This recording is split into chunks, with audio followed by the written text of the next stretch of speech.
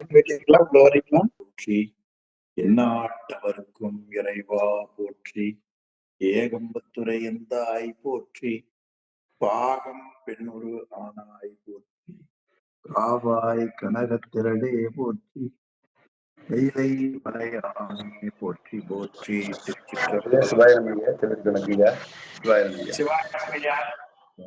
சிற்றம்பலம். மங்கையர்கரசி கேட்கணும்னு விருப்பம். பூவார் மலர் கொண்டுங்களாங்க. சரி, சிற்றம்பலம். பூவார் மலர் கொண்டு அடியார் தோழுவார் புகழ்வார் வானோர்கள் மூவார் புறங்கள் எரித்த அன்று மூவர்க்கு அருள் செய்தார் மழை நின்று அதிர வேறுவே தோறுவில் நிறையோடும் ஆமாம் பிழை வந்து அணையும் தாரம் அண்ணாமலையாரே அண்ணாமலையாரே.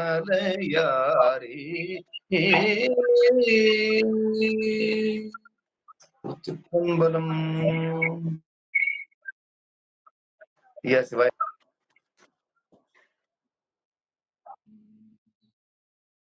அடியார் பெருமக்களுக்கு வணக்கம். எல்லாம் வல்ல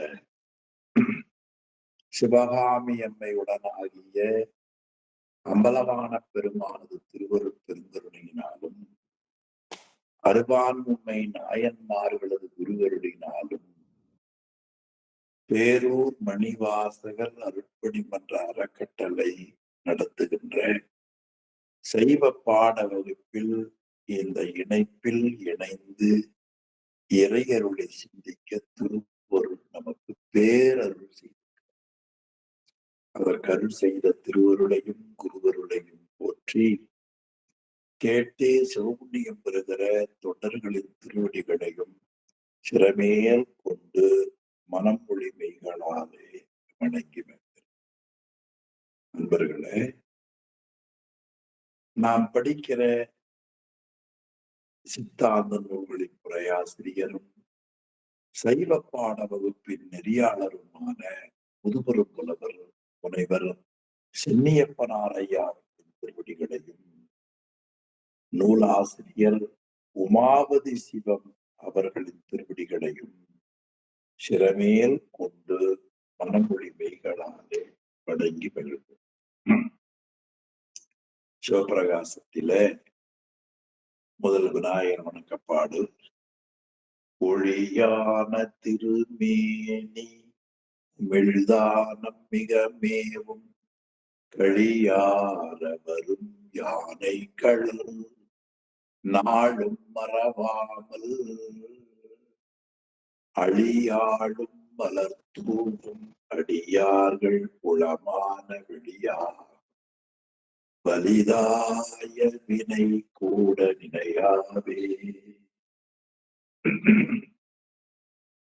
திருச்சிற்றம்பலம். அன்பர்களே, உமாபதி சிவம் அருளி செய்த 8 நூல்களில் ஒன்றாக சொல்லப்படுவது சைவ சித்தாந்த நூல்களிலே முதல் நூல், வழிநூல், சார்பு நூல் என்ற முறையில் போற்றப்படுகிற சார்பு நூலான சிவப்பிரகாசத்தை சிந்தித்துக் கொண்டிருக்கிறோம். இதுல முதல் பாடல் ஐந்தொழில் செய்யக்கூடிய நடராஜ பெருமானுக்கு அழகாக அவருடைய ஐந்தொழில் யார் வணங்குகிறார்கள், இந்த ஐந்தொழில் யார் பார்க்கிறார்கள் என்றெல்லாம் முதல் பாடல்ல அழகுபட காட்டினார். 2வது திருப்பாடல்ல சிவகாமி தாயாருடைய தோத்திரத்தை நமக்கு அருளி செய்தார் உமாபதி சிவம்.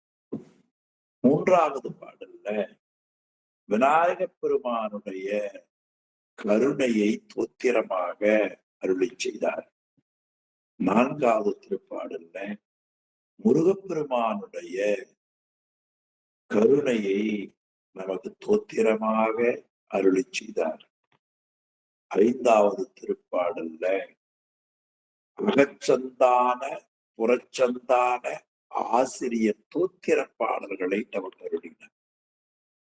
6வது திருப்பாடல்ல தனக்கு அருள் செய்த புறச்சந்தான ஆசிரியர்களில் ஒருவரான மறைஞான சம்பந்தருக்கு தோத்திரம் செய்தார். 7வது பாடலில் நாம் படித்துக் கொண்டிருக்கிற சிவப்பிரகாச நூலினுடைய கருத்து எத்தனையோ சமயங்கள் இருக்கின்றன.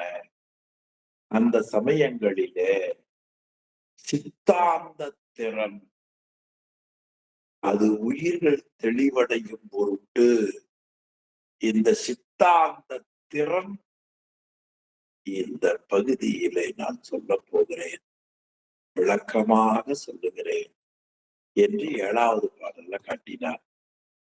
8வது திருப்பாடலில இந்த நூல் யார் கேட்பது, இந்த நூல் கேட்பவர்களுக்கு வரக்கூடிய தகுதிகள் முறையில தீக்கை என்ன என்பதை பற்றி 8வது பாடல்ல காட்டினார். 9வது திருப்பாடல்ல அந்த தீக்கையே சமயம், விசேடம், நிர்வாணம், ஆச்சாரியம் என்கிற நிலையில அந்த தீக்கைகளை காட்டினார். 10வது பாடல்ல நாம் எந்த செயல் கிரியைகள் செய்தாலும் அவையெல்லாம் உண்மை அறிவு கிடைப்பதற்காக மிக உயர்ந்த தொடர்ங்க. கிரியை என மருவும் அவை யாவும் ஞானம் கிடைத்தற்கு நிமித்தம். பல நூல்களை படிப்பது உண்மை அறிவை பெறுவதற்கு என்று கூறி, அந்த உண்மை அறிவு ஆகிய ஞானம் 2 வகைப்படும். ஒன்று திருவருள் ஞானம், இன்னொன்று அதை தெளிய ஓதும் சிவாகமம். பரஞானம் அபரஞானம் என்ற கருத்தை 10வது பாடல்ல காட்டினார். 11வது பாடல்ல இந்த நூல் எந்த முறையில எழுதப்பெற்றது, இதற்கு அடிப்படை என்ன என்கிற கருத்தை குரு வணக்க பாடலாக, நூலை வணங்குவதாக, நூல் ஆசிரியரை வணங்குவதாக 11வது பாடல் அமைத்துக் கொடுத்தார். 12வது பாடலில அவையடக்கமாக இந்த நூல் எந்த நூலை நாம் ஏற்று போற்றலாம் என்பதற்கு ஏற்ப அமைந்திருப்பது 12வது பாடல். ரொம்ப சிறந்த பாட்டு. 13வது பாடல்ல பதியினுடைய சொரூப இலக்கணத்தை காட்டினார். ஆனந்த உருவாய் நிகழ்வது தச்சிவம். 14வது திருப்பாடலில அந்த பதியினுடைய சக்தியை விரித்து காண்பித்தார்.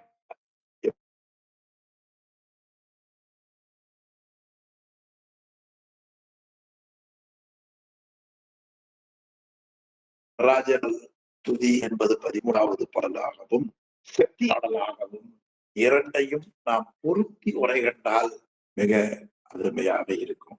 ஆக இறைவன் வடிவமற்றவனாக இருப்பவன் நிற்கள சகல சகலம் அருவம் அருவுருவம் உருவம் தாங்கி வருகிற கருணை நிலையை 14வது பாடல்ல காட்டினார்.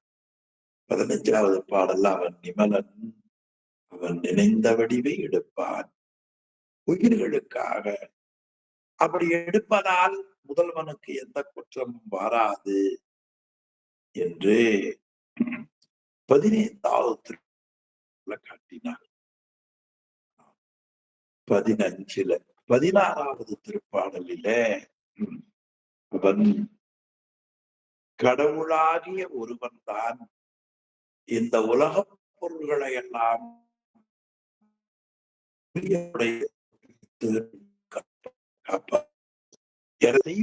ஒருவன் என்று 17வது திருப்பாடல் முத்தொழில் செய்யக்கூடிய அதிகாரம் சிவபெருமானுக்கு மட்டுமே உண்டு என்று காட்டினார். 18வது பாடல்ல அவன் ஐந்தொழில் செய்வதை பலவாறாக கூறுவார்கள். ஆனால் படைத்தல், காத்தல், ஒடுக்குதல், மறைத்தல், அருளல் இவை அருளலை தவிர வேற ஒன்று இல்லை என்று சொல்ல முடியாது என்று காட்டினார். இந்த அளவுல 6 பாடல்கள்ல பெருமானுடைய சொரூப இலக்கணம் எடுத்துக்கொண்ட கோலத்தை விரித்தார். 19வது பாடல்ல தான் ஆன்மாவை பற்றி காட்டினார். நல்ல பசுவர்க்கம் இறைவனுடைய திருவருளை போய் சேரும் என்பதை காட்டினார். 20வது பாடல்ல ஆணவமலத்தை பற்றியும் திரோதான சக்தியை பற்றியும் ரெண்டையும் சொல்லி இரண்டும் மறைப்பதுதான், அது அறிவு முழுவதையும் மறைப்பது ஆணவமலம், திரோதாயி அறிவு விளங்க உதவியாக இருப்பது என்று காட்டினார். 21வது திருப்பாடல்ல மாயை அது சுத்த மாயை, அதிலே இருந்து சுத்த தத்துவங்கள் எந்த முறையில தோன்றுகின்றன என்பதை காட்டினார். 22வது பாடலில அசுத்த மாயை அது எப்படி இருக்கும், அது எதை தோற்றுவிக்கிறது, அந்த அசுத்த மாயை துரோதான சக்தியின் மூலமாக செயல்படுகிறது என்பதை 22வது பாடல்ல காட்டினார். 23வது திருப்பாடல்ல உலகத்திற்கு மாயை முதற்காரணம், அது நல்ல கேள்வி பதிலா அமைய பெற்றிருக்கும், ரொம்ப அழகா காட்டினார். 24வது திருப்பாடல்ல வினைக்கு ஏற்ப உடலை தருபவன் இறைவன், அதுவும் கேள்வி பதிலா ரொம்ப அருமையா அமைத்திருக்கிறார் ஆசிரியர். இனி ஆணவம், கண்மம், மாயை என்று படித்த இந்த மும்மலங்களும் அனாதி என்கிற அடிப்படை உணர்வை 25ல காட்டினார். 26வது திருப்பாடல்ல வித்யா தத்துவங்கள் தோன்றுகிற முறையை நமக்கு காட்ட இருக்கிறார். ஆக இதுவரை பார்த்ததுல ஒரு படி முறையில் சுத்த தத்துவம் தோன்றுகிற வரை நமக்கு காட்டினார். சுத்த மாயிலிருந்து சுத்த தத்துவம், சுத்த மாயிலிருந்து சுத்த தத்துவம் நமக்கு தோன்றுகின்றன. அதோட வாக்குகளும் அதிலேதான் நமக்கு தோன்றுகின்றன. ஆக சுத்தமாயை பற்றி நமக்கு விரிவாக சொன்ன பகுதியாக உமாபதி சிவம் காட்டிய பாடல் நம்ம கொஞ்சம் நினைவில் கொள்ள வேண்டிய திருப்பாடல்.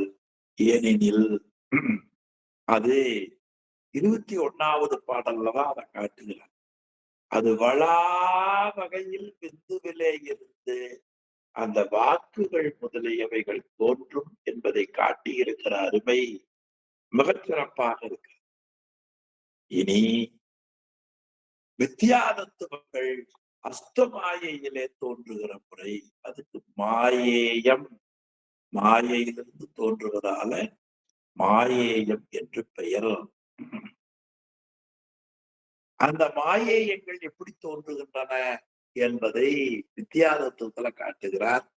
வித்யாதத்துவம் உங்களுக்கு தெரியும், காலம், நியதி, கலை, வித்தை, அராகம், கூடல், மாயை. உங்களுக்கு சொல்லி சொல்லி எனக்கு கொஞ்சம் நினைவிற்கு பாருங்களேன். காலம், நியதி, கலை, வித்தை, அராகம், பொருடன், மாயை. இந்த வித்யாதத்துவங்கள் 7ம் எந்த முறையிலும் தோன்றும். ரொம்ப அழகான பகுதி இந்த பகுதி. அவன் ரொம்ப சுவையா இருக்கும். தொடர்ந்து உடனே சொல்லுகிறார். எல்லாத்தையும் கேக்குது இல்லையா? கேக்குது. சிவாயனம், சிவாயனம். அருத்தி மிகும் கலை, காலம், நியதியுடன் வித்தை, அராகம் இவை அனந்தரால் மாயை தனிலாகும். ரொம்ப எளிமையான பாட்டு. மாயை என்பது பொதுவா சொன்னா சுத்த மாயை குறிப்பது.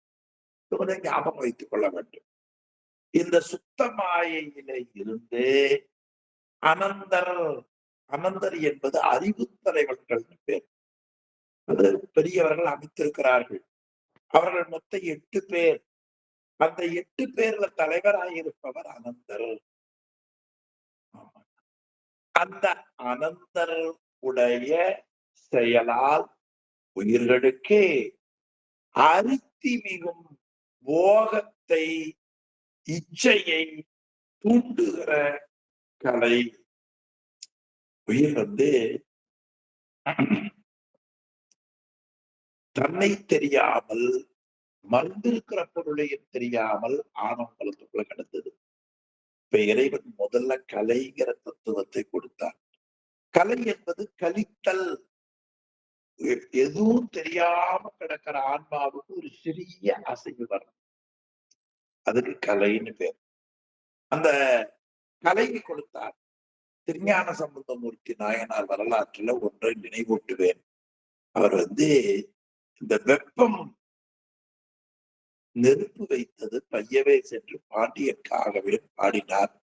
அந்த நெருப்பு அவர் வயிற்றுல போய் பிடிச்சிருச்சு. சொல்ல முடியாத வயிற்று வலி. பாண்டிய மன்னனுக்கு சுரநோய், மன்னிக்கவும், சுரநோய், வெப்ப நோய், பேச்சே வரல, உடம்பெல்லாம் வலவலத்து போய் கிடக்கு. அப்படி இருக்கிற பொழுது ஞான சம்பந்த பெருமானை பற்றி குலச்சிறையாரும் அரசியார் மங்கையர்க்கரசியாரும் பேசுகிறார்கள். என்ன பேசிக் கொள்ளுகிறார்கள்? மன்னனுக்கு வந்த இந்த சுரநோய் சமணர்களால் தீர்க்க முடியவில்லை. எனவே ஞான சம்பந்த பெருமாள் இங்க வந்தால் அவரால் இது தீருங்கிறார். இப்ப அவர் எதுவும் அசைவில்லாம இருக்கிறார். ஞானசம்பந்தர் வந்தால் தீருங்கிற செவி அறிவு மட்டும் கேக்குது. கேட்ட உடனே ஞானசம்பந்த பெருமானுக்கு அவர் அந்த பெயரை கேட்ட உடனே அவர் வந்தா தீரும், அவ்வளவுதான் சொல்ற. அப்ப ஒரு அசை வந்தது பாருங்க. அந்த மாதிரி எந்த செயலும் இல்லாத நிலையில கலை என்பது இச்சையை தூண்டுவது. அதனால கலைக்கு ஒரு சொல்லு போட்டார், அருத்தி மிகும். அருத்தின விருப்பம்னு அர்த்தம். அருத்தியினால் நாயடியேன் அடிகொள் தில்லை கண்டேனே. என் சிவப்பிரகாசத்திலேயே 11வது திருப்பாடல் பார்த்தீங்கன்னா 29வது பக்கம், அருத்தி மிக உரைப்பன். என்னுடைய ஆசையால் இதை நான் சொல்லுகிறேன். இப்ப இச்சையை தூண்டுவது, அந்த இச்சையை தூண்டக்கூடிய கலை. அதற்கப்புறம் காலம், நியதி, பிறகு வித்தை, அராகம், இந்த 5ம் தோன்றும் அனந்த தேவருடைய செயலால் அசுத்த மாயையிலே கலை, காலம், நியதி, வித்தை, அராகம், அந்த 5ம் தோன்றினார். இந்த கலை காலம் என்பதை பற்றி சொல்லுகிற பொழுது சில இடங்கள்ல காலம், நியதி, கலை, வித்தை, அராகம் என்று அமையும். சில இடங்கள்ல கலை, வித்தை, அராகம், காலம், நியதி என்று வரும். இப்படி இந்த 2ம் வருகிறதே, அதற்கு என்ன காரணம் என்று சொன்னால், அது பயன் தருகிற முறையிலே கலை முதலாக வரும். பயன் தரும் முறையிலே கலை முதலாக வரும், தோற்ற முறையிலே காலம் முதலாக வரும் என்று சொல்லுகிறார்கள். அது நமக்கு இவை இந்த 5ம் அதுல தோன்றும் என்பதை கொஞ்சம் நாம நினைவில் வைத்துக் கொள்ள வேண்டும். இனி உருத்திரரால், உருத்திரர்கள் மொத்தம் 118 பேரா.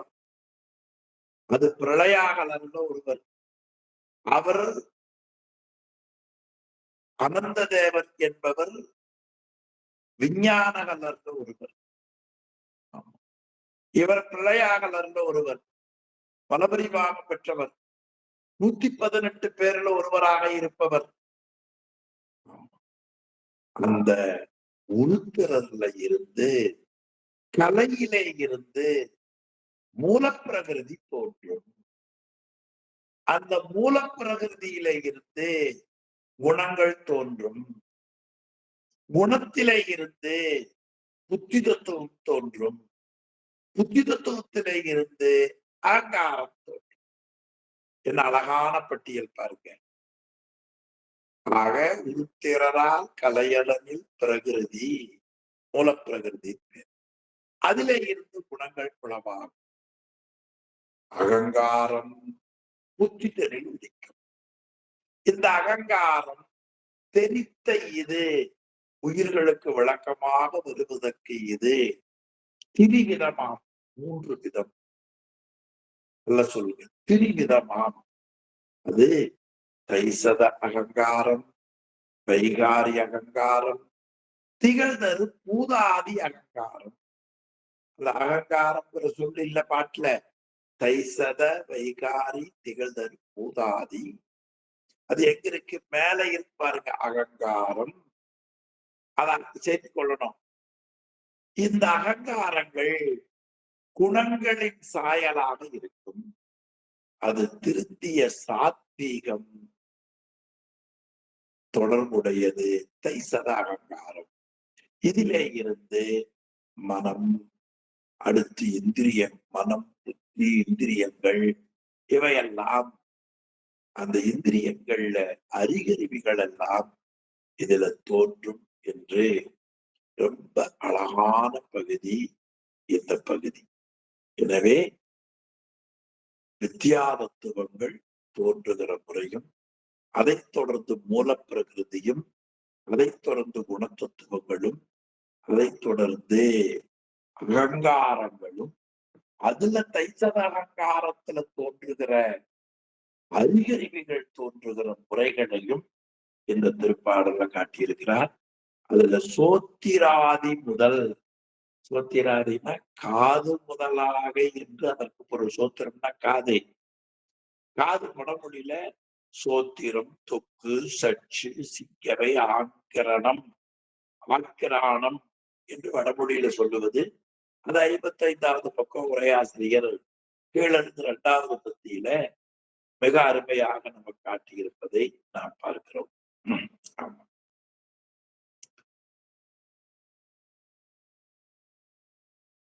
எனவே இந்த திருப்பாடல்ல வித்யாதத்துவங்கள் தோன்றுகிற முறை ரொம்ப அருமையான பகுதி. இனி அடுத்த பகுதியில தொழிற்கருவிகள் அதனுடைய தன்மாத்திரைகள் தோன்றும் முறையும் காட்டுகிறார். ரொம்ப நல்ல பகுதி. இதுல என்ன சொல்லுகிறார்? கர்மேந்திரியமான அந்த இந்திரியங்கள் ராசத குணத்தை சார்பாக இருக்கிற வைகாரி அகங்காரத்திலே இருந்து தோன்றும். பிறகு அதனுடைய தன்மாத்திரைகள் அவைகள் எல்லாம் பூதாதி அகங்காரத்திலே இருந்து தாமத குணத்துல தோன்றும். அந்த முறையில இவைகள் இப்படி தோன்றி அந்தந்த முறையில போய் ஒடுங்கும் என்பதை காட்டுகிறார். எளிமையான பார்க்கலாம்.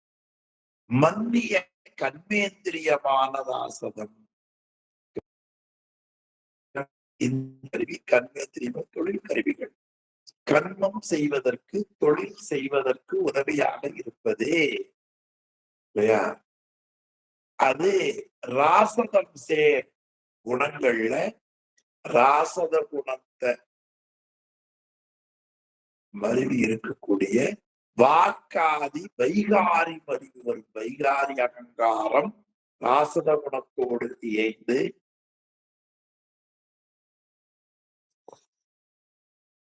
வாயி, கையி, காலு, எருவாய், கருவாய் மருவி வரும். பிறகு சத்தம் தன்னை முதலாக ஓசை, ஊறு, உரு, சுவை, ஒளி இவையெல்லாம் தாமத மிகும். அது பூதாதி அகங்காரத்திலே வரும்.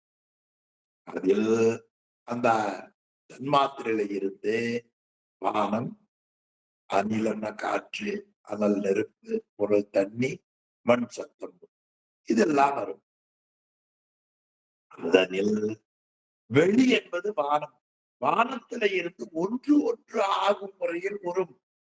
வானத்துல கலப்புத்தன்மை பற்றி இருக்கும். நீர்ல அஞ்சுத்தன்மை இருக்கும். நீர்ல நிலத்துல 5 தமிழ் மன்னிக்கும். நிலத்தின் இயல்பு, நீரின் இயல்பு, நெருப்பின் தன்மை, காற்றின் பரிசம், ஆகாயம் 5 இருக்கும்.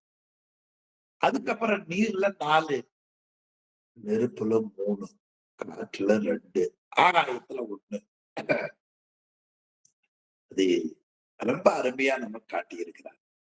அதுல இந்த தன்மாத்திரை மட்டும் ஒரு சின்ன நினைவு வைக்க வேண்டும். தன்மாத்திரை என்பது காரணத்தன் மாத்திரை, விடயத்தன் மாத்திரை என்று சொல்லப்படுவது. ஆக காரணத்தன் மாத்திரை என்பது ஓசை முதல் 5ம் தன்னுடைய குணநலங்கள் காட்டாமல் உண்மையாக இருப்பது காரணத்தன் மாத்திரை.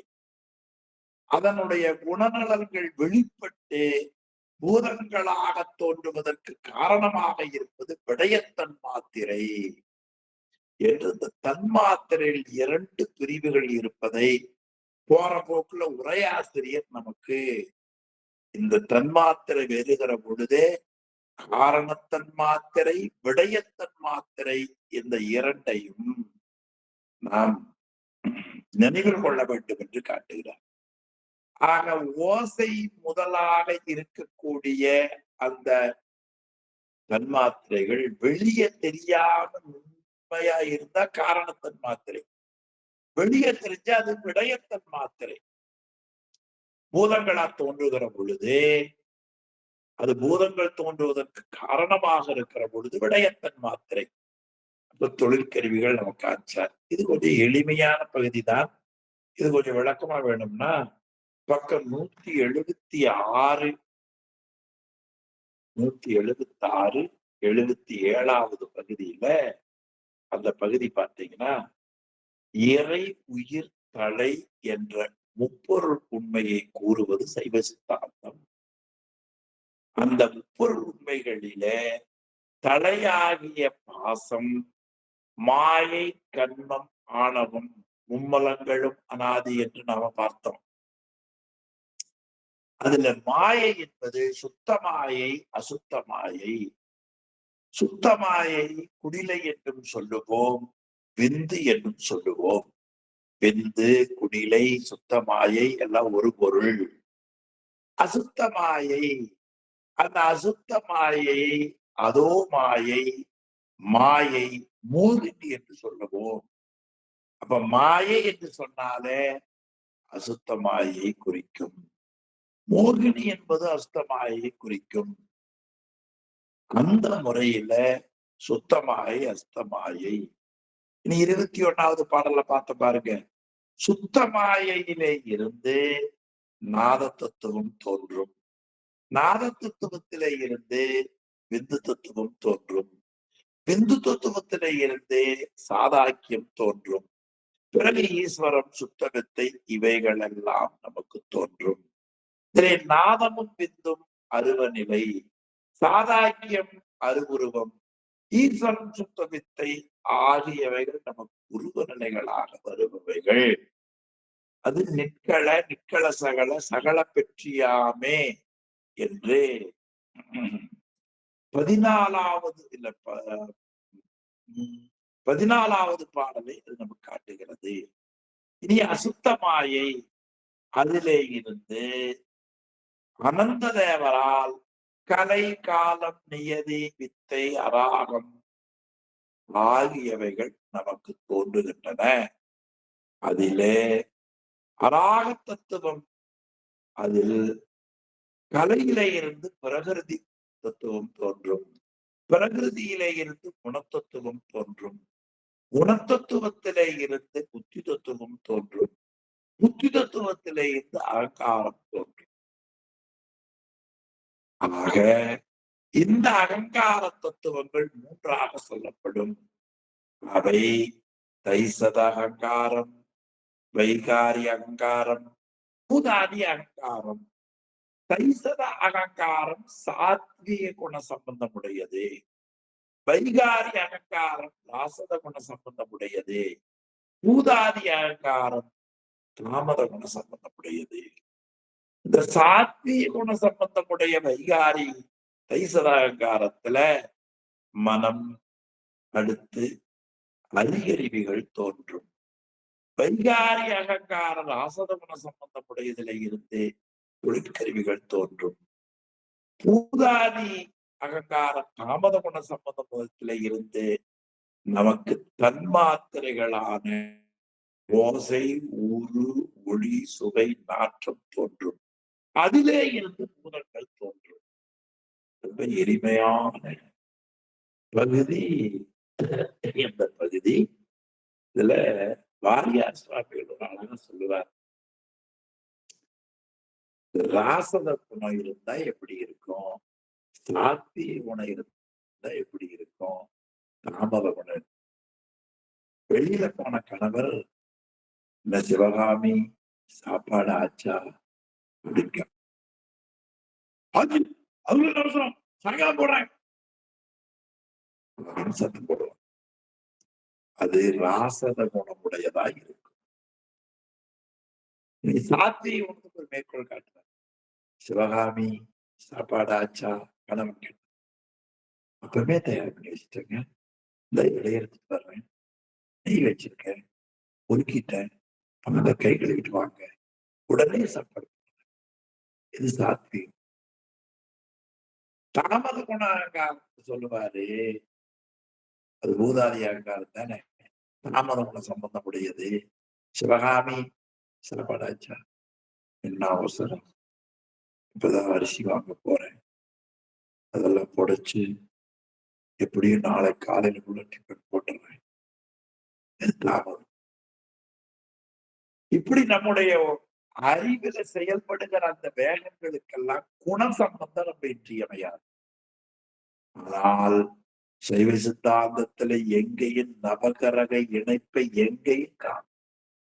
குருபலனால இது வந்தது, செவ்வாதவசத்தால் இது வந்தது. ஆக இதுக்கு அதுக்கு தொடர்பையே காணும். ஆக நமக்கு வரக்கூடிய செயல்பாடுகள் எல்லாம் குணசம்பந்தம். ஒரு நல்ல நேரம்னு சொல்லுகிறோம். காலையில 6-7:30 நல்ல நேரம் வச்சுக்க. அந்த நேரம் பார்த்து கீழே உளுந்து நம்ம அடிபட்டு இருந்தா அவனுக்கு எப்படி இருக்கும், கோபமா இருக்கும், வருத்தமா இருக்கும். அது எல்லாம் பொதுவா நல்ல நேரமா இருக்கும். ஒருத்தருக்கு மழை பெய்கிறது, அது அவனுக்கு விவசாயம் பண்ணிருப்பான், தேவையா இருக்கும். இன்னொருத்தனுக்கு இந்த மழை நின்னா பரவாயில்லன்னு இருக்கும் இல்லையா. ஒருத்தன் கல்யாணம் வச்சிருக்கான், அந்த மழை இருந்தா ஐயோ சாமி நாளைக்கு வரைக்கும் வராம தான் வந்து போறவங்களுக்கு சௌகரியமா இருக்குமே. அப்ப ஒரே மழை பல பேருக்கு துன்பம், பல பேருக்கு இன்பம், பல பேருக்கு இருக்கே இல்லையா. ஆக அந்த குண சம்பந்தம் தான் நமக்கு அடிப்படையாக இருக்கும். எனவே நம்முடைய கருவிகள் கூட ராசத குண சம்பந்தமா, சாத்திய குண சம்பந்தமா, தாமத குண சம்பந்தமா அவைகள் தோன்றுகின்றன. அதற்கு ஏற்ப அவனுடைய செயல்பாடுகள் இருக்கும் என்பதை பற்றி இந்த திருப்பாடல்கள்ல 27வது பாடல்ல மிக நிறைவாக காட்டியிருக்கிறார். இனி வினை கோட்பாடு கர்மபலம் பற்றி நமக்கு விளக்கமாக காட்டுகிறார். இந்த வினை எப்படி நமக்கு இது 28வது பாட்டு. இதுக்கு முன்னாலேயே வினைக்கு ஏற்ப உடலை கொடுப்பவன் இறைவன் என்று 24ல காட்டினான். வினைக்கு ஏற்ப உடலை தருபவன் எல்லாருக்கும் வினைக்கு ஏற்பதான். ஆமா, வினை இல்லாமல் உயிருக்கு ஒண்ணு அது பயனுக்கு வராது என்று அந்த வினை கோட்பாடு பற்றி சைவ சித்தாந்தம் எப்படி மக்களுக்கு தெளிவுபடுத்துகிறது என்பதை காட்டுகிறார். இந்த வினை இந்த உயிர்களுக்கு உருவம் கிடைப்பதற்கு, வடிவம் கிடைப்பதற்கு ஏதுவாக இருக்கும், எதன காரணமாக இருக்கும். அது எல்லா விதமான பல்வேறு விதமான இன்பங்களை அனுபவிப்பதற்கு காரணமாக இருக்கும். அது வினைகள் அழிந்தும் தோன்றியும் வருவதால் அது நீர் பெருக்கும் போல இருக்கும். இந்த வினை என்றும் அழியாதது, அனாதி. அது பலவாக இருந்து எல்லா உயிர்களையும் பற்றி இருக்கும். அந்த வினை வருவதற்கு வழி மனதால், வாக்கால், காயத்தால் அது வரும். அது வந்து இன்பமாகவும் துன்பமாகவும் இருபயனை கொடுக்கும். அது பாவ புண்ணியமாக இருந்து மாயையை பொருந்தி இருக்கும். இதுதான் கர்ம மலமாகிய வினை கோட்பாட்டை பற்றி சைவ சித்தாந்தம் தெளிவுபடுத்துவது என்று 28வது பாடல்ல காட்டுகிறார். பாருங்க, நன்னியிடும் உருவுதனக்கு ஏதுவாகி, அப்ப வினைக்கு தக்கவாறு ஆன்மாக்களுக்கு உடல் பெறுவதற்கு காரணமாக இருப்பது. எனவே ஆன்மாக்கள் பொருந்துகின்ற உடல்களுக்கு காரணமாக இருப்பது வினை. நானா போகங்களாய் அந்த உடல்களை கொண்டு நாம் அனுபவிக்கக்கூடிய பலவிதமான போகங்களை தருவது. அது பலவிதமான போகங்களை தருவதாக அமைந்திருப்பது வினை கோட்பாடு. வினை இல்லாமல் நமக்கு எதையும் நமக்கு ஊனாக வராது.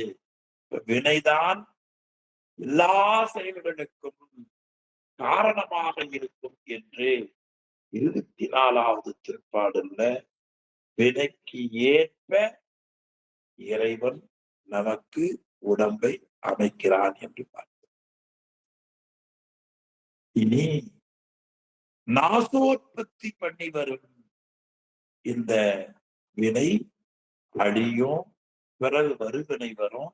இப்படி வருவதால் அது ஒரு தொடர்ச்சியா ஓடுகின்ற நீர்ப்பெருக்கு போல தொடர்ந்து வரக்கூடியது.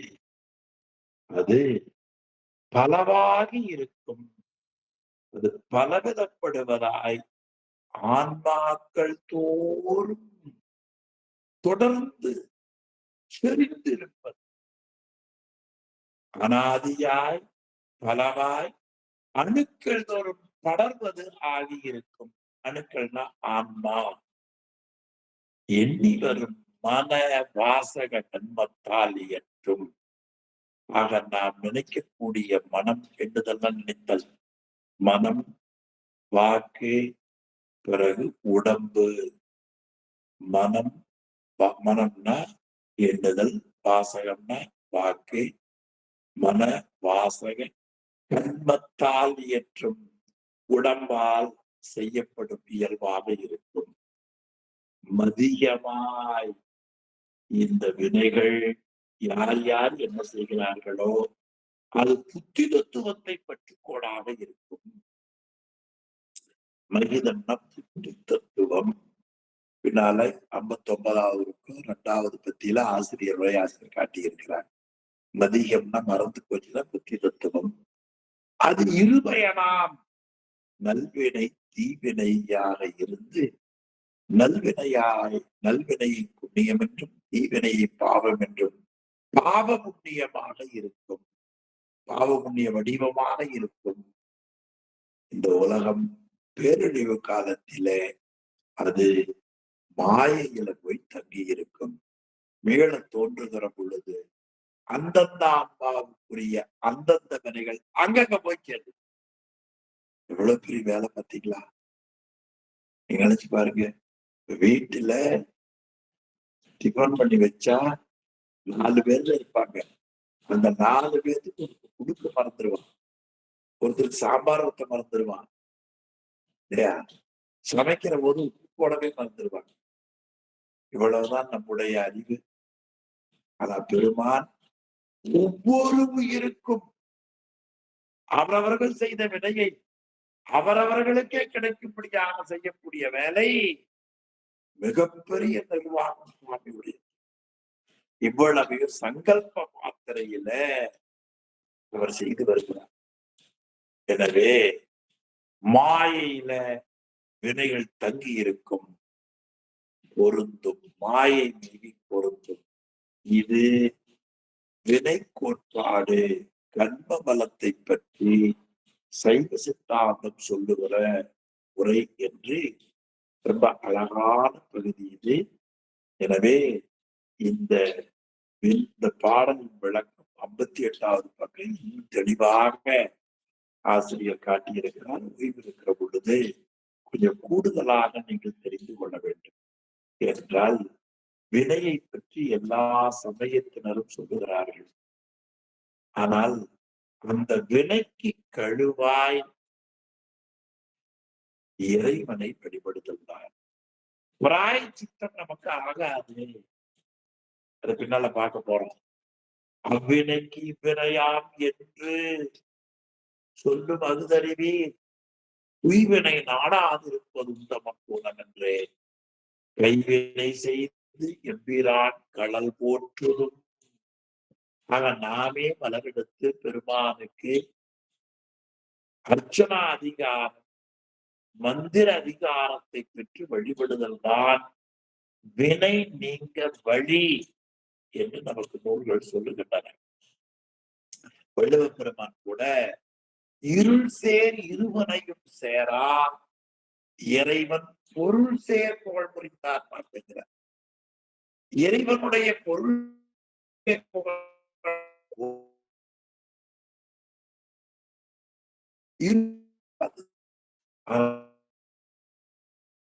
தொகுப்பை திருச்சிற்றம்பலம் என்றும் தில்லையம்பலம் என்றும் என்னையை போற்றி எந்நாட்டவர்க்கும் இறைவா போற்றி என்று சொல்லுகிற முறைகள் நமக்கு பெரியவர்கள் வைத்திருக்கிறார். இந்த முறையில வினை கோட்பாடை பற்றி சைவ சித்தாந்தம் கூறுகிற தெளிவை 28வது பாடலிலே ரொம்ப தெளிவா ஆசிரியர் பெருமானார் காட்டியிருக்கிறார். வினைக்கு ஏற்ப உடம்பு கிடைக்கும். இந்த 24வது பாடலில உமாபதி சிவம் அருளியதை நாம் படித்து வந்தோம். இனி இதெல்லாம் கர்ம வினைக்கு இந்த பாட்டுல சொன்னது. இனி அடுத்த பாட்டுல நாம் செய்திருக்கிற நல்வினை புண்ணிய பாவங்கள் ஒவ்வொரு பிறப்பிலும் செய்து ஒரு தொகுப்பாக இருக்கணும். நாம செய்யக்கூடிய செயல் வினை என்று பெயர். அந்த வினை நல்வினை தீவினை என்று இருவகைப்படும். அந்த நல்வினை தீவினையை ஏராளமா சேர்த்து வச்சிருப்பான். அப்படி சேர்த்து வச்சிருக்கிற தொகுப்புக்கு சஞ்சிதம்னு பேர், பலவினைன்னு தமிழ்ல பேர். அத சுவாமி கொஞ்சமா எடுத்து ஒரு பிறப்புல இந்த வினையை நீங்க அனுபவிச்சு கழிச்சுட்டு வாங்கன்னு கொடுத்து விடுவார்.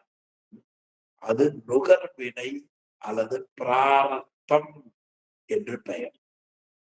இந்த நுகர் வினைய பிராரத்த வினைய அனுபவிக்கிற பொழுது வருவினை நமக்கு வந்துடும்.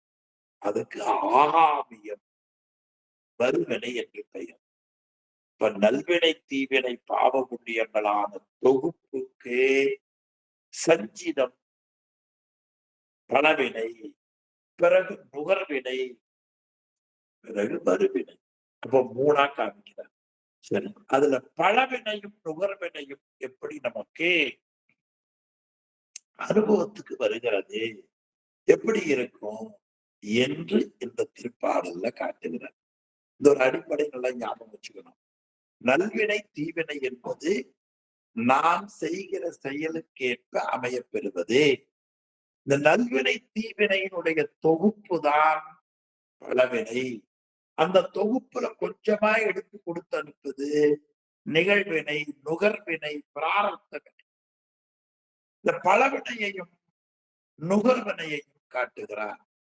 கர்ம நெறி திரிவிதம், அதாவது இந்த உயிருக்கு வரக்கூடிய வினைகள் பயன் தருகிற முறையில அது நல்ல குடியில பிறந்து நீளாயில் பெறுதல், நல்ல இன்பங்களை நுகர்தல் இவையாகும்.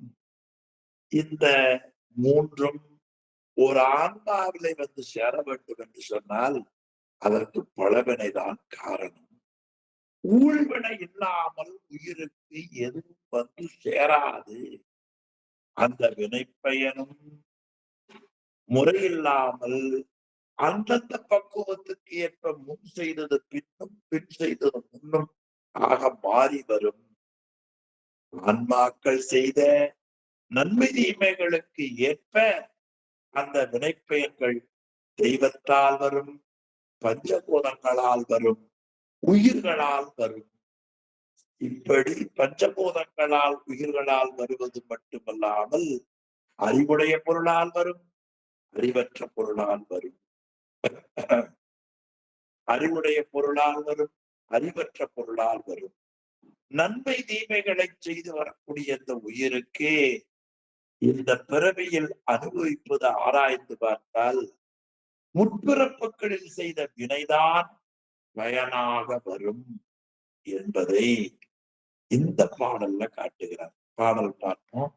கர்ம நெறி திரிவிதம், அதாவது நமக்கு இருக்கிற அந்த வினை தொகுப்பு நமக்கு பயன் தருகிற வகையில அது 3 விதம்.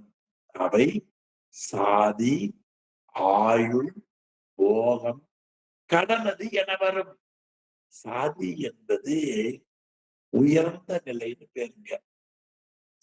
ஆமா, இப்போ ஏதாவது நல்ல மாடுகள் கொஞ்சம் வாங்குறோம், அப்ப சொல்லுவாங்க இது நல்ல சாதியா இருக்குதும்பாங்க. சாதினா உயர்வுன்னு அர்த்தம் இல்லையா? இன்னும் சில பேர் இந்த கால்நடைகள் வாங்குற பொழுது குதிரை இதெல்லாம் வாங்கினா அது நல்ல சாதி குதிரைம்பாங்க. அதே குதிரையாச்சு அது நல்ல சாதி குதிரை அப்படின்னா எல்லா வகையான நன்மையும் உடையதுன்னு அர்த்தம். அந்த முறையில இங்க சாதி என்பது தெளிவுடைய குடியில பிறத்தல். இங்க முதலியாரு, ரெட்டியாரு என்கிற சாதி கிடையாது. மனித பிறப்பில தெளிவுடையவர்கள் நற்குடி பிறந்தார்கள். அது சாதியில நற்குடி வராதே, அறிவால வருவது நற்குடி. எனவே நல்ல குடியில் பிறத்தல், தீமையான எண்ணம், வஞ்சகம், பொறாமை இவையெல்லாம் இல்லாத குடிக்கு நற்குடின்னு பேர். எனவே அந்த நல்குடியிலே வினை பயனுக்கு பிறக்க வைக்கும். அப்படி சிவசிந்தனை இல்லாத குடியில பிறந்தா அதுவும் வினைதான் காரணம். சிவபூஜை பண்ற குடியில பிறக்காம குடி பிறக்க வச்சா அது வினைதான் காரணம். எனவே நல்ல சாதி. பிறகு ஆயுள், நல்ல வினை செய்திருப்போமே, ஆனால் அந்த ஆயுளை நிர்ணயிப்பது வினைதான். சில பேர் 60ல போறாங்க, சில பேர் 20ல போறாங்க. இதுக்கு என்ன காரணம்? ஆயுள். இப்ப கூட விமான விபத்து நடந்த பொழுது ஒருவர் விமானம் ஏறாமையே தப்பிச்சிட்டார், ஒருவர் ஏறி தப்பிச்சிட்டார். ஒட்டுமொத்தமா பலர் போனார்கள். வினைதான் காரணம். இது ஆயுள். பிறகு போகம். போகம் என்பது இன்ப துன்ப நுகர்வு, அனுபவித்தல்னு பேர். இந்த கடனது என வரும். இந்த முறையில நமக்கு வரும். இவை மூன்றும் உயிர் ஒன்றில் கலத்தல் தொன்மையதே. இப்படி இந்த 3 ஆயுள், பிறகு நற்குடி, போகம் இவையெல்லாம் தொன்மையது, பல வினையின் காரணமாக வருவது. இது அப்படியே தேவாரத்துல பண்டு செய்த பல வினையின் பயன் என்று காஞ்சிபுரம் பதிகத்துல அழகாக திருமுறைப்பார். பண்டு செய்த பலவினையின் பயன் கடன்னா அந்த முறையில வரும். இனி ஊழ் அல்லது உணவு ஆகா, ஊழ்வினை இல்லாமல் மற்றொன்று ஆன்மாவிற்கு அனுபவமாக வரவே வராது. என்ன அருமையான பகுதி பாருங்க. ஏதேதோ நவகிரகங்களை எல்லாம் சொல்லி நாம் ஏமாறுகிற நிலையை நம்ம நினைவுல கொள்ள வேண்டும். ஊழ் வினை இல்லாமல் உணவுன அனுபவத்துக்கு வராது. தானும் தொடங்கு அடைவின் அடையாதே தோன்றும். அந்த வினையும் எந்த முறையில செய்தமோ அந்த முறையில வராதே. பின் செய்தது முன்னும் முன் செய்தது பின்னும் மாறி மாறி வரும். மாறி நன்மை தரும் அந்த முறையில மாறி நமக்கு வரும். இனி ஆன்மாக்கள் செய்த நன்மை தீமையை எப்படி அது கிடைக்கும் என்று சொன்னால், அந்த வினைப்பயன்கள் தெய்வீகம், முன் பௌதிகம், ஆன்மீகம். தெய்வத்தால் வருவது, பிறகு பூதத்தால் வருவது, பிறகு ஆன்மீகத்தால் வருவது. தெய்வீகத்தால் வருவது என்பது தாய் வயிற்றில் இருக்கிற பொழுது வருவது, பிறப்பு இறப்புக்குள்ள துன்பங்கள் வருவது, சொர்க்க நரகம் போகிற பொழுது வருவது. இதெல்லாம் தெய்வத்தால் வருவது. முன் பௌதிகம் என்பது பூதத்தால் வருவது. பௌதிகம் அது நிலம், நீர், நெருப்பு, காற்று, ஆகாயம் ஆகிய பஞ்சபூதங்களால் வரக்கூடிய குளிர், வெப்பம், மழை, காற்று, பிறகு இடி, மின்னல், இதனால வருது. இனி ஆன்மீகம் அது ரெண்டா பிரிச்சாங்க. உடல் தொடர்பால் வருவது, மன தொடர்பால் வருவது. இது உயிர்களால் வருவது. அது ஆன்மீகம். ஆன்மீகமாவது உயிர்களால் வருவது. உயிர்கள்ல உடல் தொடர்பால சில வரும், உயிர் தொடர்பால சில வரும். இப்போ உடல் தொடர்பால் வருவது நமக்கு விலங்கு, கள்வர், உடம்புக்கு வருகிற நோய் இது. மனத்தொடர்பால் வருவன அழுக்காறு, அவா, வெகுளி, இன்னாச்சொல், இவையெல்லாம் மனத்தொடர்பால் வருவன. அதனால்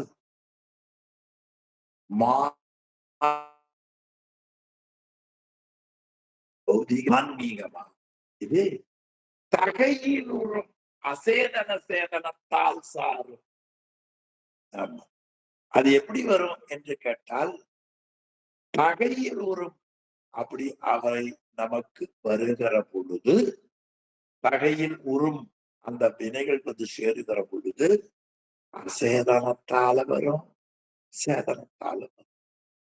அசேதனம் அறிவில்லாத, சேதனம் அறிவுடையது. ஒருத்தர் பேசிட்டே போவார், அறிவுக்கு அடுத்த பேசி வரார். நாம் நிக்கிறது தெரியா மோதி போவார், கீழே விழுந்து மூக்குள் ரத்தம் வரும். அது சேதனத்தால் வரும். வேக வேகமா போவோம், கீழே ஒரு கல்லு கிடக்கிறது தெரியாது, கீழே விழுவோம், நெத்தி உடைஞ்சு போயிடும். அசேதனத்தால் வருவது. அறிவுடைய பொருளால் வரும், அறிவற்ற பொருளாலும் வரும். அசேதனம் சேதனத்தால் சார். நன்மையோடு தீமை தரு சேதனனுக்கு இவன் ஊன். எனவே நன்மை தீமைகளை செய்து வரக்கூடிய ஆன்மாவுக்கு இந்த பிறவியில் நுகர்வதை ஆராய்ந்து பார்த்தால் எல்லாம் முற்பிறவியில் செய்த விலைக்கு ஏற்ப இவன் ஊன் நாடில் அதன் ஊழ்வினைகள் அணுகும் தானே.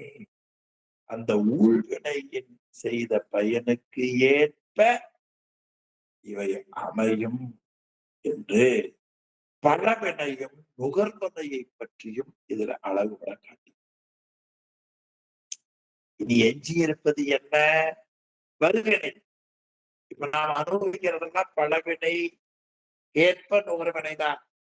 வகுப்புக்கு வர்றது, வராம இருக்கிறது, வகுப்புல கொஞ்சம் கவனக்குறைவா இருப்பது, அல்லது உங்களை எல்லார மாதிரி கவனமா கூர்ந்து கவனிப்பது, இவையெல்லாம் வினைக்கு ஏற்ப இல்லையா? இது செய்கிற பொழுது வரிவினை வராமல் எப்படி காப்பது? ரொம்ப எச்சரிக்கையாகும். வரும் முன்னர் காவாதான் வாழ்க்கை, எரி முன்னர் வைத்தூர் போல கெடுக்கும். எதிரரா காக்கும் அறிவினோர்க்கு இல்லை. அதிரரா வருவது ஒரு நோய்.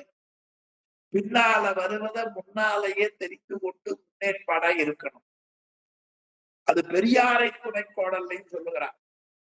அறனறிந்து மூத்த அறிவுடையார் கேட்மை திறனறிந்து அவர்களை கொள்ள வேண்டும் என்கிறார். எனவே வருவினை எப்படி வரும்? ரொம்ப அருமையான பகுதி. இந்த வருவினையை பற்றி சொல்லுவது, ஒரு உயிருக்கு எப்படி ஆகாமியமாகிய வருவினை வரும் என்றால், அந்த வருவினை விருப்பு வெறுப்பால் வரும்.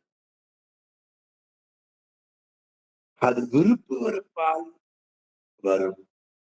அப்படி விருப்பு வெறுப்புகள் வருவதற்கு காரணம் நாம் செய்த வினை, முன்வினை. ஆக அந்த முன்வினை நமக்கு வந்தாலும் கூட இந்த வினையை நான் அனுபவித்து கழிக்கிறேன்,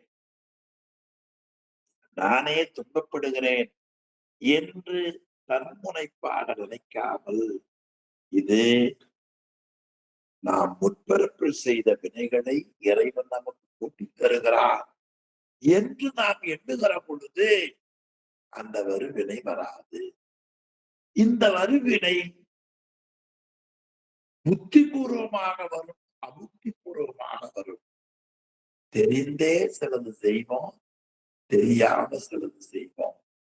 இப்படி வரக்கூடிய அந்த நிலைகளில உயிர்களுக்கு இதம் நல்வினையாகவும் அகிதம் தீவினையாகவும் அது புண்ணிய பாவங்களாக அந்தந்த ஆன்மாவுக்கு தப்பாமல் வரும் என்று 30வது பாடல் காட்டினார். நல்ல பாட்டுங்க.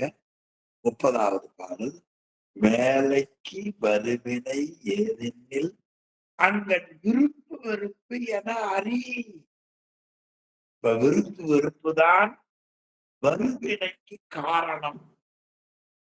வினைக்கு காரணம் என்ன? மனம், வாக்கு, காயம். படிச்சுமில்ல? மனதாலும் வாக்காலும் காயத்தாலும் வினை வந்து சேரும். அந்த வினையினுடைய தொகுப்பை அனுமதிக்கிற பொழுது மனதால், வாக்கால், காயத்தால் நாம் நினைக்கிறோம், நாம் செய்கிறோம், நாம் சொல்லுகிறோம் என்று கருதாமல், நாம் முற்பிறப்புகள்ல செய்த பலவினைக்கு ஏற்ப இறைவன் இந்த பிறப்பை கொடுத்திருக்கிறான், இது இறைவன் அனுபவிக்க கொடுத்திருக்கிறான், நாம் அனுபவித்து கழிக்க வேண்டும் என்று நினைக்கணுமே தவிர அதுல விருப்போ வெறுப்போ வைக்கக்கூடாது. விருப்பு வேணா வைக்காம இருக்கலாம், வெறுப்பு இப்படி வைக்காம இருக்கலாம். அதுக்கு ஒரு உபாயம் சொன்னார் வள்ளுவர். இன்பத்துள் இன்பம் விளையான், துன்பத்துள் துன்பம் உறுதல் இளன். இன்பத்துள் இன்பம் விளையான், துன்பத்துள் துன்பம் உறுதல் இளன் என்று காட்டு. அப்ப மேலைக்கு வருவினை, அதாவது இந்த பிறவியில அனுபவிப்பதெல்லாம் ஊழ்வினையின் பயனாக இருக்கும். அவ்விளைவெல்லாம் மூலத்த வினை பயிர்வான். இந்த பிறவியில அனுபவிப்பதெல்லாம், இந்த விளைவெல்லாம் வகுப்பில் இருப்பது, வகுப்பு வராமல் இருப்பது, வேலைக்கு போவது, தூங்கிட்டு இருப்பது, விமானத்துல செய்வது, கார்ல போறது, இந்த விளைவெல்லாம் மூத்த வினை பயிர்வான். எனவே அந்த ஊழ்வினையின் பயனால் நமக்கு வந்து சேரும். சரி, இனி அந்த ஆகாமியம் எப்படி ஒரு உயிருக்கு வரும்? மேலைக்கு வருவினை ஏதெனில் அது எப்படி அந்த வருவினை வந்து சேரும் என்று எண்ணுவாயானால், அங்கன் விருப்பு வெறுப்பு எதைய இந்த முன்வினைன்னு சொல்றோம்ல, பலவினை, அதை அனுபவிக்கிற பொழுது உனக்கு விருப்பு வெறுப்பு வரும். எப்படி? நன்மை அனுபவிக்கிற பொழுது ஒரே மகிழ்ச்சியா இருக்கும், துன்பத்தை அனுபவிக்கிற பொழுது ஒரே வருத்தமா இருக்கும். இது என்ன புதுசா? துன்பம் அனுபவிக்கிற பொழுது வருத்தமும், இன்பம் அனுபவிக்கிற பொழுது மகிழ்ச்சியும் சொல்றது என்று நினைக்கலாம். அப்படி இல்லை. அந்த இன்ப துன்பம் அனுபவிக்கிற பொழுது மகிழ்ச்சியில் துன்பம் வந்தாலும் கூட அது இறைவன் கூட்டி வைக்க நமக்கு வந்திருக்கிறது என்று கருத வேண்டும். நாம நினைக்கிறோம் நாமே துன்பப்படுறோம் இல்லையா? ஞானசம்பந்தர் வாழ்க்கையிலே நாவுக்கரசர் வாழ்க்கையிலே பாத்தீங்கன்னா, ஞானசம்பந்தருக்கு அழுதாரு. சுவாமி பார்த்தார், பாலம் கொடுத்தார். தாளம் போட்டார். ஐயையோ பிஞ்சு கரங்கள் வலிக்குமேனு பொற்றாளம் கொடுத்தார். நடந்து போனார், கால் வலிச்சது. ஏறுவதற்கு சிவிகை, இடுவதற்கு குடை, ஊதுவதற்கு சின்னம் கொடுத்தார். ரொம்ப வெயில் போச்சு. முத்து பந்தல் போட்டார். இதெல்லாம் ஞானசம்பந்த பெருமானுக்கு எல்லாம் மகிழ்ச்சி தான். அப்பர் பெருமான் எடுத்துட்டீங்கன்னா, இளமையிலேயே அப்பா போயிட்டார், அம்மா போயிட்டார். தமக்கு யாருக்கு பேசிய கலிப்பகை யாரும் உயிர் கொடுத்து போராட்டார். எத்தனை வருத்தம் நினைச்சு பாருங்க. அதுக்கப்புறமா நிலையாமை உணர்ந்து கொண்டு காவலத்து குளத்துக்கு பலது பண்ணினார். பிறகு அவர் சமண சமயத்துக்கு போனார். வயிற்று வலியால காக்கப்பட்டார். வயிற்று வலி வந்ததுக்கு அப்புறமா அது வேணா தொலைஞ்சுதான் பாத்தீங்கன்னா நெஞ்சு கொடுத்தாங்க. அதுக்கு முன்னால சுண்ணாம்பு களமாயலாம் பிறகு நஞ்சு கொடுத்தார்கள். யானை விட்டடரச் செய்தார்கள். கல்லு கட்டி போட்டார்கள். இவருக்கு பூரா துன்பம், அவருக்கு பூரா. சரி, இந்த ரெண்டை எப்படி அனுபவித்தார்கள்? முத்து பல்லக்கு கிடைச்சது, ஏறுவதற்கு சிவிகை, இருவதற்கு குடை, ஒரு சின்னம் கிடைச்சது. இது சிவபெருமானுடைய அருள் என்று அதை வலமா வந்து வணங்கி அஞ்செடுத்து ஓதி ஏறினார். திருநாவுக்கரசருக்கு இது போல துன்பம் வந்தது. சாமியோட சொல்றாரு, சாமி என்னை வகுத்திலையில் இடும்பைக்கு இடம் யாது சொன்னேன், என்னை மட்டும் தொலைக்காம எல்லாரும் மகிழ்ச்சியை வச்சுக்கிறாங்க, குப்பை தொட்டியா நானாவது இருக்கிறேனே, துன்பம் பூரா தங்குவதற்கு இடமாக இருக்கிறேனே என்று பார்க்கிறார். அந்த முறைகள் வருகலைக்கு காரணம் விருப்பு வெறுப்பு என அறி. அப்ப ஞானசம்பந்தரை போல, நாவுக்கரசரை போல அவர்களை வணங்க வணங்க வணங்க அந்த பண்பு சிறிது சிறிதாக நமக்கு வரும். மைக்ரான் அளவு ஒரு ஜென்மத்துக்கு வரும். ஒரு ஜென்மம் கூடி காலையில மாலையிலையும் அனுஷ்டானம் பண்ணீங்கன்னா ஒரு மைக்ரான் வரும். அல்லது ரமணி ஐயா மாதிரி கொஞ்சம் கூடுதலாக கூட வரலாம். நம்ம டீம்ல கூடுதலான வரம் பெற்ற ரமணி ஐயா. எனவே அங்கள் விருப்பு வெறுப்பு என அறி. அப்படி இருக்கிற பொழுது, அந்த விருப்பு வெறுப்பு ஏற்படுகிற பொழுது இதெல்லாம் ஊழ்வினையின் பயன். நாம் என் முற்றி அதன் பயன் உனக்கு முளைக்கும் என்பர். அந்த ஊழ்வினையின் பயனாலதான் துன்பம், ஊழ்வினையின் பயனாலதான் இன்பம். இது கடவுள் சேர்த்து வைத்திருக்கிறார் என்று உணர வேண்டும். அப்படி உணராமல் நாம் இதை செய்கிறோம். இந்த ஊழ்வினையின் பயனை நான் அனுபவிக்கிறேன் என்ற முனைப்பு வறுமையானால் அந்த முனைப்பின் பயனால் வறுவினை வந்து சேரும். வறுவினை வராமக்கிறதுக்கு ஒரே வழி என்ன? இந்த வினையெல்லாம் முன்பு செய்தவைகள் பெருமான் நமக்கு சேர்த்து வைத்திருக்கிறார் என்று கருத வேண்டும். இது என்ன பயிற்சி செய்வது? நவகிரக கோயில் தல யாத்திரையா போறது, 12 திருமுறைகளையும் வாய்ப்பு கிடைக்கிற பொழுதெல்லாம் படிக்க வேண்டும். தினந்தோறும் சிவலிங்க பூஜை செய்ய வேண்டும். தினந்தோறும் சிவபுராணம் போத வேண்டும். இவையெல்லாம் செய்தால்தான் அறிவு தெளிவு நிலைக்கு வரும். அதனால் நாம் என் முற்றியதன் பயன் உனக்கு உழைக்கும் என்பர். இனி ஞாலத்து வினைகள் இருதரனாகும். ஞாலம்னா உலகம். இந்த உலகத்துல வினைகள் 2 முறையில வரும். ஒண்ணு புந்தி நன்னாவினை, புந்தி நடுகும் வினை. தெரிஞ்சே செய்யறது, தெரியாம செய்யறது. புத்தி பூர்வம், அபுத்தி பூர்வம் சொல்லுவாங்க. என்ன புத்தி பூர்வமா செய்யறது எது? சிவபெருமானுக்கு திருமஞ்சனம் செய்ய வைத்திருக்கிற குடத்தை பால்ல உதைக்கலாம். அவருக்கு தெரியும்.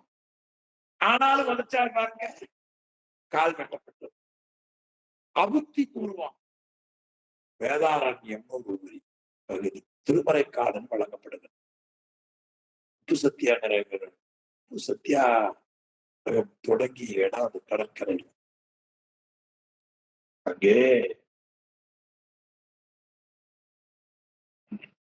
ஒரு எலி விளக்கில் இருக்கிற எண்ணெயை குடிக்கிறதுக்காக போச்சு. அது போய் எண்ணெயை குடிச்சுதா, அந்த குடிக்கிற பொழுது அந்த மூக்கு கொஞ்சம் நீளம். அது திரி பக்கத்துல எண்ணெயை நக்கிச்சு சுட்டுச்சு. மூக்கு திருப்பி சுட்டா என்ன? அந்த திரி கொஞ்சம் இப்படி தூண்டுச்சு. அடுத்த பிறப்பில் அவர் பெரிய சக்கரவர்த்தியா அப்பர் பெருமான் காட்டுகிறார். நிறை மறை காடுதன்னில் நீண்ட எரி தீபம் தன்னை கரை நிறைத்து எரி, கரை நிறத்து எரிதன் மூக்கு சுற்றிட கனந்து தூண்ட நிறைகடல் விட்டும் மண்ணும் குறைவட கொடுப்பர் போலும் குறுக்கை வீரட்டனாரே. அது அபுத்தி பூர்வம். அது விளக்கை ஏத்துனா நல்லதுன்னு தெரியாது. விளக்கனை ஏற்றி வெளியே அறிவின்கள் பாடம் கேட்கல. அது அபுத்தி பூர்வம். இப்படி வினை புந்தி நன்னாவினை நனகும் விரை என 1 2 ஏல, ரொம்ப அருமையான சொல்ல பாருங்க. இப்படி அது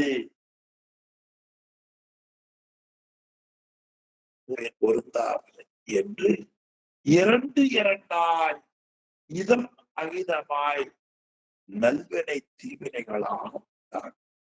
இதம்னா புண்ணியம், அகிதம்னா பாவம் தீமை. இதனால் வலுவாதி இந்த மாற்றம் மாறவே மாறா. நல்ல சொல்லுங்க. இந்த வலுவாத முதல்லயே போட்டார். விந்து வளா வகையே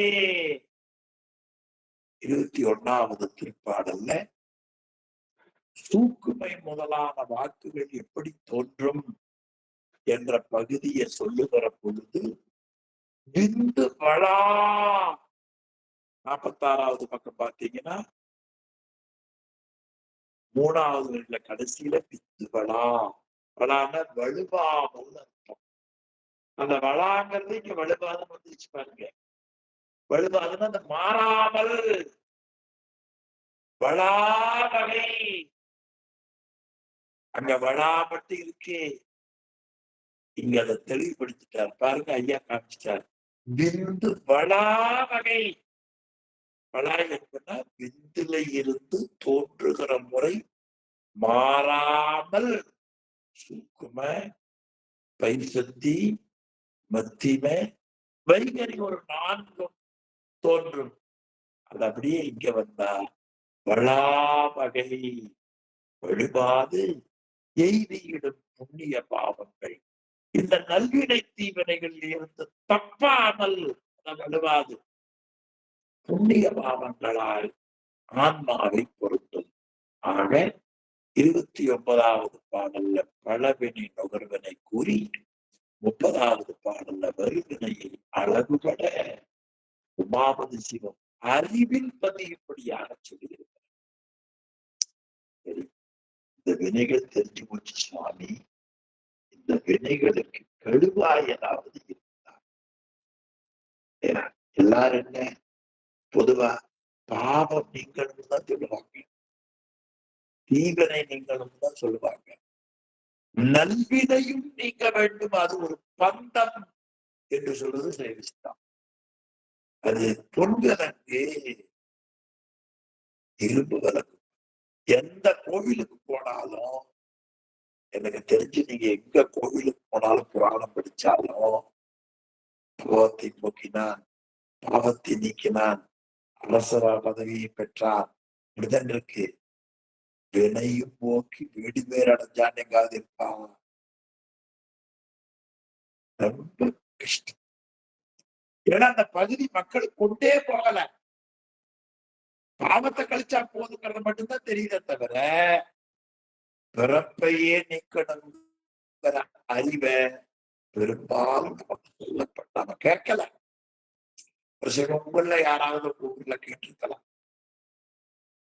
எது கிடைச்சாலும் என்ன நல்லது புண்ணியம், புண்ணியத்தவே நமக்கு பிறப்பு காரணமானு சொல்றாங்க பாருங்க.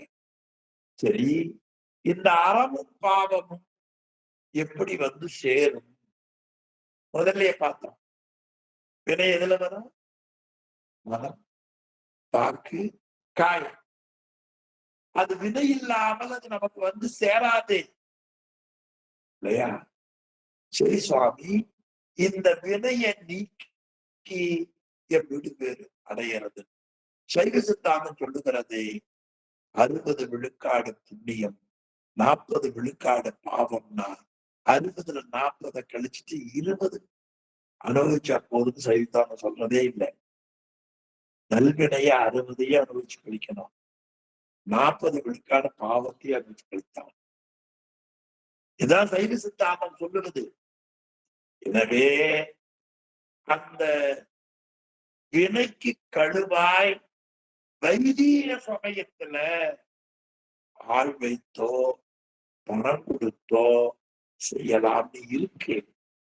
ஆனா சைவ சித்தாந்தத்தில் அது நமக்கு அது போல இல்லை என்ற கருத்து ரொம்ப சிறந்த கருத்து.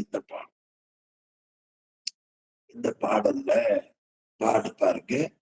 உற்ற தொழில் நினைவு உரை இருவரையும் உழவா.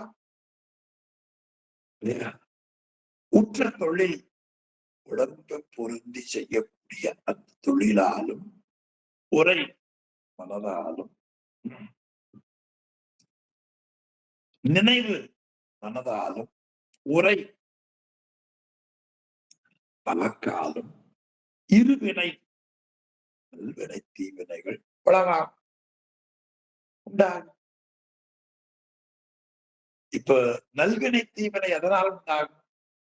ராகால், கேதால், சனியால், புதனால், வியாழனால் கிடையாது. எண்ணி பாருங்க. யமகண்டத்தால், 7.5 9ஆல், ராகுகாலத்தால், சமநோக்கால், கீழ் நோக்கால், மேல் நோக்கால் கிடையாது. இருவினை எப்படா உனக்கு வரும்னா மனம், வாக்கு, நினைவு, உரை, தொழில் இருவனையும் உளவா. என்ன தெளிவான பகுதி பாருங்க. சரி சாமி, இதுல ஒண்ணு மைனஸ் பண்ணிக்கலாமா? ரமணி ஐயா நமக்கு ஒரு 5 கோடி தரணும். நான் அவரிடத்துல ஒரு கார் வாங்கியிருக்கேன், அது 1 கோடி பெறும் இல்லையா? அப்ப அவர் 1 கோடியை கழிச்சு 4 கோடி கொடுக்கலாமா? இத நான் கொடுக்கணும், அவர் அதை ஒன்று ஒன்றால் அழியாது. ஒன்று ஒன்றால் அழியாது. நல்வினை தீவினையாலும் தீவினை நல்வினையாலும் நீங்காது, ஊன் ஒழியாது. ஆக நீ அதை அனுபவித்து கழித்தால் ஒழிய தீராது. ஊன் நீயே அனுபவிக்கணும். இல்லைன்னா ஒழியவே ஒழியாது. நல்லா அந்த பகுதியில் அருமையா காட்டினார். உற்ற தொழில் நினைவு உரையும் இருவரையும் உளவாம். ஒன்று ஒன்றில் அழியாது. நல்வினை தீவனையாலோ தீவனை நல்வினையாலோ அழியாது. ஊன் நீ அனுபவித்து கழித்தால் ஒழிய ஒழியாது. நீங்கவே நீங்காது. சரி, உன்னில் மற்றவன் உன்னில்னா ஆராய்ந்து பார்ப்போமே. ஆனால் உன்னில் ஊன் ஒழியாதுன்னு வச்சுக்க. உன்னில் இருக்கிற சொல்ல முன்னால போட்டுக்கோ. உன்னில் ஆராய்ந்து பார்ப்போமே ஆனால் ஊன் ஒழியாது. ரொம்ப சிந்திச்சு பார்த்தா ஏதாவது ஃபைவ் பாஸ்ல யோசனை இருக்கான்னு பார்த்தா இந்த வேலையெல்லாம் ஆகாது. நீ ஏன் அனுபவிக்கணும்? இத கூகுள் பேல யாருக்கு அனுப்ப முடியாது, போன் பேல அனுப்ப முடியாது. மனுஷன் அவன அந்த கையெழுத்த சிவபெருமான தவிர யாரும் பாஸ்வேர்ட் தெரியாது. முடியாது. மற்ற இவற்றின் ஒரு வினைக்கு ஓர் வினையால் வீடு. இந்த வினைக்கு பரிகாரம் இப்படி என்று வைதீக சைவம் பகரும். சைவத்துல வைதீக சைவம் இருக்கு. அது சொல்லுமா, பகரும்னு சொல்லும். அந்த முறையில் பரவில் ஆற்ற நீ பிராயச்சித்தம் பண்ணுதேயானால் பற்றியது கழியுங்கிறார். ஆனா அப்படி கழியாது. உமாபதி சிவம் 8 நூல்ல இங்க மட்டும்தான் பிராயச்சித்தை சொல்றாரு. 7 நூல்ல எங்கேயும் சொல்லல. மெய்கண்ட நூல்கள்ல சொல்லல. திருமுறைகள்ல சொல்லல. ஒரு சமயம் இங்க ஏதாவது ஒரு நிர்பந்தம் வந்திருக்குமோ அப்படி சொல்ல நினைக்க என்ன வருகிறது. இது வினையால் ஏற்கும் பன்மையா. என்ன அர்த்தம்? பிறரால் பொருள் கொடுத்து செய்து கொள்ளுகிற முறையும் உண்டு. வினையால் ஏற்கும் பன்மை பண்ணாது பலிக்கும். நீ எது செய்யாம அனுபவித்து கழிச்சாலே போகும். முன்னம் சொல் தரு நூல் வழியின் வரி மிகுதி சோறும். இப்படி இல்லாமல் ஞான நூல்களின் வழியாக நீ கடைபிடிப்பாயே ஆனால் ராயச்சித்தம் பண்ணாமல் கழியும். நூல் வழியின் வரின். நூல் வழி வருவது என்ன? நாம் செய்த வினையை போக்கிக் கொள்வதற்கு அனுபவிச்சு கழிக்கணும். அப்படி அனுபவிச்சு கழிவதற்கு சரியை கிரியை யோகங்களை செய்தொழி ஞானத்தை காட்டி அவர் மோட்சத்தை கொடுப்பார். மிகுதி சோறு சோறானது அங்கு அது மேலை தொடர்ச்சியாமே. ஒரு சமயம் நீ அந்த நூல் படிப்பதாலோ பாடல் படி பிராயச்சித்தம் செய்வதாலோ நீக்கிக் கொள்ளாத வினைப்பயன் தொடர்ந்து ஒவ்வொரு ஜென்மத்திலேயும் உனக்கு வந்து கொண்டே இருக்கும். தொடர்ச்சியாமே. தொடர்ச்சிங்கிறத சொல்லுங்க. இதை வைத்துக் கொண்டு பரிமேல் நகர் கொண்டு குறை பண்ணினார். இந்த பிறப்பு கடலா உருவம் பண்ணினார். பிறப்பை கடலா உருவம் பண்ணினார். பிறவி பெருங்கடல். பிறவி பெருங்கடல். என்ன பிறவியை போய் கடலா சொன்னார? காரணகாரிய தொடர்ச்சியாக வருவதால் பிறப்பை கடல் என உருவுகின்றார். அப்ப இங்க தொடர்ச்சி சரியா போச்சு பாத்தீங்களா? இந்த காரணத்தால இது. காரணம் இல்லாமல் காரியம் இல்லை. அந்த முறையில இது வந்தது. இது 63வது பக்கம், 64வது பக்கம் ரொம்ப தெளிவா ஆசிரியர். 65வது பக்கம் கடைசியில சொல்லுகிறார், நாயன்மார்கள் எங்கும் பிராயச்சித்தம் செய்யவில்லை. சித்தாந்த சாஸ்திரங்கள் வேறு எங்கும் பிராயச்சித்தத்திற்கு உடன்பாடாக சொல்லவில்லை. இது உரையாசிரியர் தெளிவாக நமக்கு காட்டியிருப்பது. ஓய்விருக்கிற பொழுது புறநானூறு, பிறகு திருக்குறள், பிறகு கம்பர், பிறகு சிலப்பதிகாரம், ஷேக்லா ஆகிய நூல்களிலே இருந்து அவர்கள் கூறியதை மேற்கோளாக உரையாசிரியர் காட்டியிருக்கிறார். நீங்கள் படித்து பிராயச்சித்தம் பண்ணாமல் நூல்கள் வழி நின்று ஒழுகுவது வினை நீக்கத்திற்கு ஆக்கமாகும் என்பதை உணர வேண்டும் என்று விண்ணப்பிக்கின்றேன். இனி ஆணவம் கண்மம் மாயின்னு சொன்னோம்.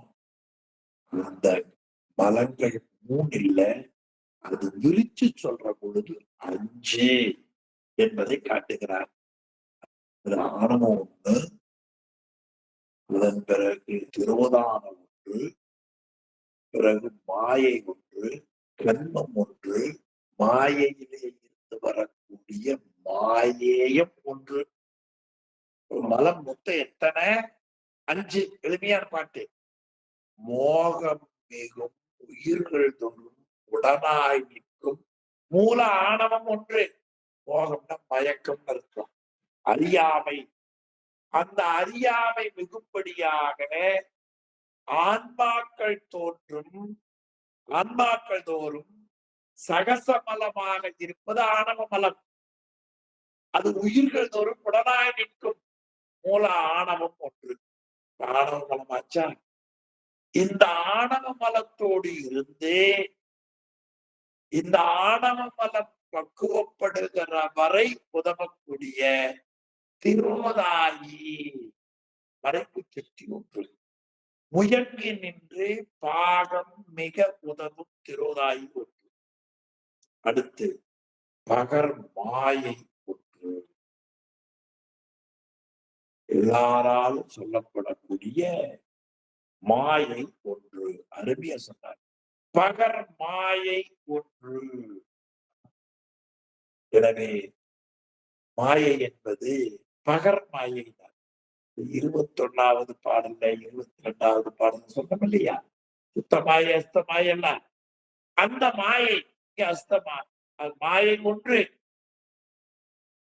அதன் பிறகு படர் கண்மம் 1. எல்லா உயிர்களிலேயும் பொருந்தி இருக்கக்கூடிய கண்மம் 1. தேகமுறு கரணமுடு புவனம் போகம். தேகம்னா உடம்பு, கரணம்னா உறுப்பு, புவனம்னா உலகம், போகம்னா இன்ப அனுபவங்கள். சரியா போச்சு? தனு கரண புவன போகம்.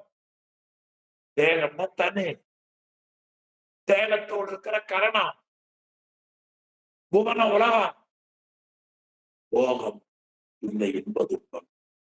எனவே உடல், உலகு, கருவி, நுகர்பொருளாக இருக்கக்கூடிய இந்த மாயையின் கூட்டம், மாயை திரட்சி, அந்த கூட்டம் 1. பாருங்க மறுபடியும். மூல ஆணவம் 1, துரோதாயி 1, மாயை 1, பிறகு கண்மம் 1, மாமாயை திரட்சி 1 என்று ஆக மலம் 5 என்பது. 5 மாறாது இந்த 5 மலங்களும் உன்னை விட்டு நீங்காமல் அருள் என்பது அரிது, அருளை பெறவே முடியாது என்று அறிந்துள்ளோர் கூறுவார்கள். சைவ சித்தாந்தத்தை உணர்ந்தவர்கள் கூறுவார்கள் என்று நிறைவு செய்கிறார். மலங்கள் 5 என்று இது ஒரு பகுதி நிறைவாகிறது. ஆணவம், கர்மம், மாயை, மலங்களையும் சொல்லி, பதியை சொல்லி, பசுவையும் பொதுவகையாக சொன்ன பகுதியிலே 32 பாடல்களை சிந்திக்க பரம்பொருளும் குருவருளும் உங்களுடைய திருவடியும் எளிய எனக்கு துணை செய்தது என்பதை நன்றியுணர்வோடு சொல்லி, உங்கள் எல்லோருடைய திருவடிகளையும் நூலாசிரியர், உரையாசிரியர் இறைவனையும் தெண்டனிட்டு மனமுடிமைகளாலை வணங்கி இன்றைய வகுப்பை இந்த அளவில் நிறைவு.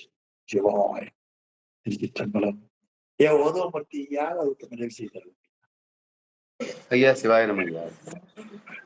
சம்பளம் வாழ்க உதணர் வானவரானினம் வீழ்க தள் பூனல் வேந்தனும் ஓங்குக ஆழ்க தீயதெல்லாம் அறநாமமி சூழ்க வையகமும் துயர் தீர்கவே. திருச்சிற்றம்பலம். தென்னாடுடைய சிவனே போற்றி, எந்நாட்டவர்க்கும் இறைவா போற்றி, ஏகம்பத்தூரையந்தாய் போற்றி, பாகம் பெண்ணொரு ஆனாய் போற்றி, காவாய் கனகத்திரளே போற்றி, கைலை மலையானே போற்றி போற்றி. திருச்சிற்றம்பலம்.